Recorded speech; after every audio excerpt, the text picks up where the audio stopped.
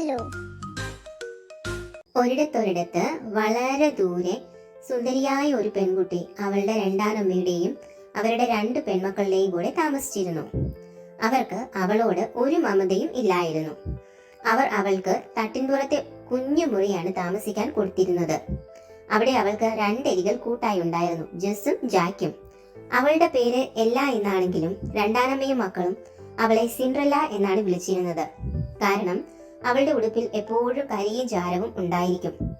എല്ലാവരോടും വളരെ സ്നേഹവും ദയയും ഉള്ളവളായിരുന്നു സിൻഡ്രല്ല. പക്ഷികളോടും പൂക്കളോടും ഒക്കെ അവൾ സംസാരിക്കുമായിരുന്നു. ആ വീട്ടിലെ എല്ലാ ജോലികളും സിൻഡ്രല്ല ഒറ്റയ്ക്കാണ് ചെയ്തിരുന്നത്. അവർക്ക് ഭക്ഷണം പാകം ചെയ്യുക, വീട് വൃത്തിയാക്കുക, തുന്നൽ ജോലി എല്ലാം അവൾ ഒറ്റയ്ക്ക് ചെയ്തിരുന്നു. അവസരം കിട്ടുമ്പോഴൊക്കെ രണ്ടാനമ്മയും മക്കളും അവളോട് വഴക്കുണ്ടാക്കുകയും ദേഷ്യപ്പെടുകയും ചെയ്യും. അവൾക്ക് ജോലി കൊടുക്കുന്നതിൽ അവർ സന്തോഷിച്ചിരുന്നു. കൂടുതൽ കൂടുതൽ ജോലികൾ സിൻഡ്രല്ലയെ കൊണ്ട് ചെയ്യിപ്പിക്കുന്നതിൽ അവർ ആനന്ദിച്ചിരുന്നു. അവൾ എല്ലാ ജോലിയും ഒരു പരാതിയുമില്ലാതെ ചെയ്തു പോന്നു. ഒരു ദിവസം രാവിലെ രാജാവിന്റെ ദൂതന്മാർ കുതിരപ്പുറത്ത് വന്ന് രാജാവ് രാജ്ഞിയും രാജ്യത്തെ എല്ലാ കന്യകമാരെയും ഒരു രാജകീയ വിരുന്നിലേക്ക് ക്ഷണിച്ചതായി അറിയിച്ചു. രാജകുമാരന് സുന്ദരിയായ വധുവിനെ കണ്ടെത്തുകയായിരുന്നു ലക്ഷ്യം. ഈ വാർത്തയിൽ ആ യുവതികൾ സന്തോഷത്തിലായി. അങ്ങനെ അവർ ഏറ്റവും നല്ല ഉടുപ്പുകൾ ഇടുവാൻ തീരുമാനിച്ചു. അങ്ങനെ സിൻഡ്രല്ലയെ രണ്ടാനമ്മ മക്കൾക്കുള്ള ഉടുപ്പുകൾ നല്ല ഭംഗിയിൽ തയ്പ്പിച്ചെടുത്തു. അവൾക്കും ആ വിരുന്നിലേക്ക് പോകണമെന്നുണ്ടായിരുന്നു. പക്ഷേ അവളുടെ ജോലികൾ കാരണം അവൾക്കുള്ള ഉടുപ്പ് തുന്നുവാൻ സമയം കിട്ടിയില്ല. അങ്ങനെ അവളുടെ അമ്മയുടെ ഒരു ഉടുപ്പ് പഴയ പെട്ടിയിൽ നിന്ന് അവൾക്ക് കിട്ടി. അതിട്ടുകൊണ്ട് പോകാൻ അവൾ തീരുമാനിച്ചു. അങ്ങനെ ആ ദിവസം വന്നെത്തി. രണ്ടാനമ്മയും മക്കളും പോകാൻ തയ്യാറായി. അപ്പോൾ സിൻഡ്രല്ലയും പോകാൻ തയ്യാറാകാൻ മുറിയിലെത്തിയപ്പോൾ അത്ഭുതപ്പെട്ടു പോയി. അവളുടെ കൂട്ടുകാരായ ജസ്സും ജാക്കും പക്ഷികളും ചേർന്ന് അവളുടെ അമ്മയുടെ ഉടുപ്പ് മുത്തുകളും റിബണുകളും കൊണ്ട് വളരെ മനോഹരമാക്കിയിരുന്നു. അവൾ ആ ഉടുപ്പ് ധരിച്ച് അവരുടെ കൂടെ പോകാൻ എത്തി. അവളെ കണ്ട് അവർ അമ്പരന്നു. അത്രയും ഭംഗിയായി അവർ അവളെ കണ്ടിട്ടില്ലായിരുന്നു. അവർക്ക് ദേഷ്യം വന്നു. അവർ അവളുടെ ഉടുപ്പ് വലിച്ചു കീറി. അവളോട് ദേഷ്യപ്പെട്ടു. അതിനുശേഷം അവർ വണ്ടിയിൽ കയറി യാത്രയായി. പാവ സിൻഡ്രല്ല അവൾ അമ്മയുടെ ആ ഉടുപ്പ് കീറിയതും നോക്കി കരഞ്ഞുകൊണ്ടിരുന്നു. അവൾക്ക് ആ വിരുന്നിൽ പങ്കെടുക്കാൻ പറ്റാത്തതിൽ വിഷമമായി. പെട്ടെന്നൊരു ദേവത സിൻഡ്രല്ലയുടെ മുൻപിൽ പ്രത്യക്ഷപ്പെട്ടു. അവളുടെ ആഗ്രഹം സാധിച്ചു തരാനാണ് താൻ പ്രത്യക്ഷപ്പെട്ടതെന്ന് അറിയിച്ചു. ആ ദേവത മാന്ത്രിക വടി കൊണ്ട് അവളെ സ്പർശിച്ചു. സിൻഡ്രല്ല ഉടൻ തന്നെ ഏറ്റവും ഭംഗിയുള്ള ഉടുപ്പിട്ട് നല്ല ഭംഗിയിൽ ഒരുങ്ങിയ രൂപത്തിലേക്ക് മാറി. അവൾക്ക് അവളുടെ കണ്ണുകളെ വിശ്വസിക്കാനായില്ല. ആ മനോഹരമായ വസ്ത്രത്തിലും ദേവത അവൾക്കായി സൃഷ്ടിച്ച അതിശയകരമായ സ്ഫടിക ചെരുപ്പിലും അവൾ വളരെ സുന്ദരിയായി കാണപ്പെട്ടു. പക്ഷെ അവൾക്ക് പോകാൻ വണ്ടി ഉണ്ടായിരുന്നില്ല. അതിനാൽ ദേവത തന്റെ മാന്ത്രിക വടി ഒരു മത്തങ്ങയിൽ വീശി അതൊരു വണ്ടിയാക്കി മാറ്റി. അവളുടെ കൂട്ടുകാരായ എലികൾ ഒരുവനെ വണ്ടിക്കാരനാക്കി, ഒരാൾ കുതിരയുമായി മാറി.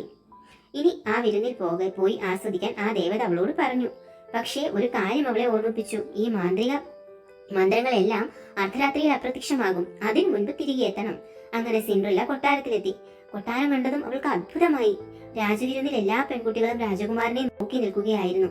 എന്നാൽ രാജകുമാരൻ ആരെയും നോക്കാതെ എന്തോ നഷ്ടപ്പെട്ടതുപോലെ നിൽക്കുകയായിരുന്നു. അപ്പോൾ സിൻഡ്രല്ല അവിടേക്ക് കടന്നു വന്നു.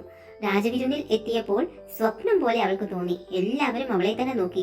രാജകുമാരൻ അവൾക്ക് അരികിലേക്ക് എത്തി. അവർ ഒരുമിച്ച് നൃത്തം ചെയ്യുകയും പാട്ട് പാടുകയും ചെയ്തു. സിൻഡ്രല്ലയുടെ രണ്ടാനമ്മയ്ക്കും മക്കൾക്കും അവളെ മനസ്സിലായില്ല. അവൾ ഏതോ രാജകുമാരിയാണെന്ന് ആളുകൾ വിചാരിച്ചു. അവിടെ ഉണ്ടായിരുന്ന പെൺകുട്ടികൾക്ക് അവളോട് അസൂയ തോന്നി.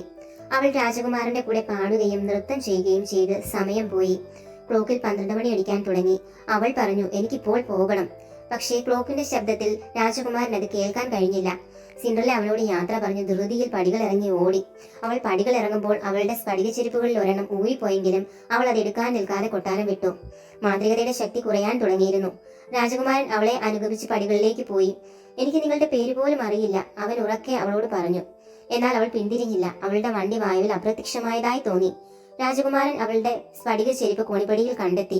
അത് സിൻഡ്രല്ലയുടെ കാലിൽ മാത്രം ഒതുങ്ങുന്ന പ്രത്യേക ചെരുപ്പാണെന്ന് അവൻ മനസ്സിലാക്കി. അങ്ങനെ അടുത്ത ദിവസം തന്നെ മറ്റേ ചെരുപ്പ് തിരയാൻ തുടങ്ങി. ഒരു വീട്ടിൽ നിന്ന് മറ്റൊന്നിലേക്ക് പോയി അതിനനുയോജ്യമായത് കണ്ടെത്താൻ ശ്രമിച്ചു. എല്ലാ യുവതികളും ആ ചെരുപ്പ് ധരിക്കാൻ ശ്രമിച്ചു. പക്ഷെ ആർക്കും അത് യോജിച്ചില്ല. ഒടുവിൽ രാജകുമാരൻ സിൻഡ്രല്ലയുടെ വീട്ടിലും എത്തി.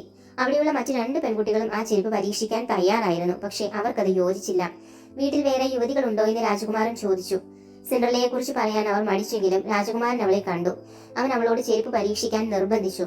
സിൻഡ്രല്ലയുടെ കാലിന് അത് തികച്ചും അനുയോജ്യമാണെന്ന് അവൻ മനസ്സിലാക്കി. തന്റെ പ്രണയം കണ്ടെത്തിയതിൽ രാജകുമാരൻ അതിയായ സന്തോഷത്തിലായി. അവളുടെ തലമുടിയിലെ ചുളിവുകളും ഉടുപ്പും കാര്യമാക്കാതെ അവളുടെ കണ്ണുകളിലേക്ക് നോക്കി ഞാൻ നിന്നെ കണ്ടെത്തി അവൻ പറഞ്ഞു. രാജകുമാരൻ സിൻഡ്രല്ലയെ കൂടെ കൂട്ടി. അവളുടെ രണ്ടാനമ്മയ്ക്കും സഹോദരിമാർക്കും ദേഷ്യം സഹിക്കാനായില്ല. ജെസ്സും ജായ്ക്കും വളരെ സന്തോഷിച്ചു. രാജകുമാരൻ സിൻഡ്രല്ലയെ വിവാഹം കഴിച്ചവർ കൊട്ടാരത്തിൽ സന്തോഷത്തോടെ ജീവിച്ചു. നല്ല ആളുകൾക്ക് എല്ലായ്പ്പോഴും ശരിയായ സമയത്ത് പ്രതിഫലം ലഭിക്കും. Thank you. Subscribe.